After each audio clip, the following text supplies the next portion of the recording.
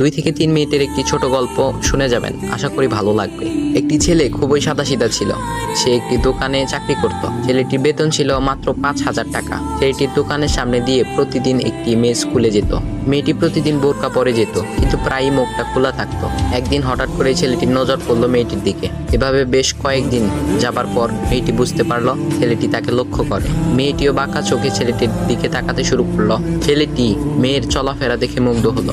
আফসোস করতে লাগলো, ইস, যদি আমিও আজ পড়াশোনা করতে পারতাম, তাহলে সাহস করে মেয়েটির সাথে কথা বলতে পারতাম। মেয়েটি বুঝতে পারলো ছেলেটি তাকে ভীষণ পছন্দ করে। তাই একদিন মেয়েটি ছেলেটির দোকানের পাশে দাঁড়িয়ে রইল।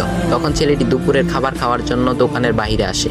সে চায়ের দোকানে গিয়ে 5 টাকার একটি রুটি খেয়ে পানি পান করে আসতে লাগলো। তখন মেয়েটি তার কাছে গেল। তুমি ভাত খেলে না, রুটি দিয়ে পেট ভরবে?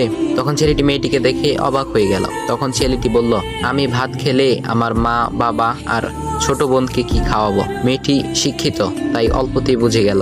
সে হাত ধরে বলতে লাগলো, তাহলে তুমি যে আমাকে পছন্দ করো, আমাকে কি খাওয়াবে? তখন ছেলেটি বলল, আমি তো তোমাকে আপন করে পাওয়ার জন্য দেখি না, কারণ সে যোগ্যতা আমার নেই। তবে এটা সত্যি যে তোমাকে দেখলে আমার খুব ভালো লাগে, তাই দেখি।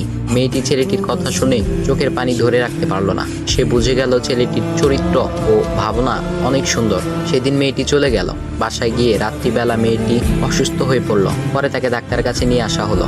বলা হলো মেয়েটার 2টি কিডনি নষ্ট হয়ে গেছে। তখন মেয়ের বাবা ফোন করলো তার বন্ধুর ছেলেকে, যার সাথে বিয়ে দেওয়ার জন্য সে পাগল। কিন্তু মেয়েটি তার বাবার পছন্দের ছেলেকে বিয়ে করতে রাজি না, কারণ সে ছেলেটি টাকা থাকলেও কি হবে, তার চরিত্র খারাপ, সে লোভী। এদিকে মেয়েটির কোনো লোভ ছিল না। যাই হোক, হবু জামাই আসার পর তাকে সব খুলে বলল, তোমার থেকে একটি কিডনি খুলে আমার মেয়েকে দাও। তুমি তো বলছো আমার মেয়েকে তুমি অনেক ভালোবাসো, তাকে পেলে তুমি ভালো হয়ে যাবে, তাহলে আজ পরীক্ষা দাও। তখন ছেলেটি বলল, আমি আপনার রোগা মেয়েকে বিয়ে করতে পারবো না, আমার কি সুস্থ মেয়ের অভাব নাকি? এ বলে সে চলে গেল। বাবা তখন কেঁদে কেঁদে মেয়ের কাছে সব খুলে বলল।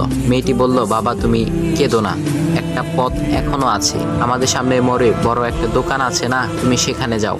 সেখানে যে তাইয়ুব নামের একটা ছেলে আছে, তাকে নিয়ে আসো, আমার কথা বলো। তখন মেয়েটির বাবা ছেলেটিকে নিয়ে আসলো।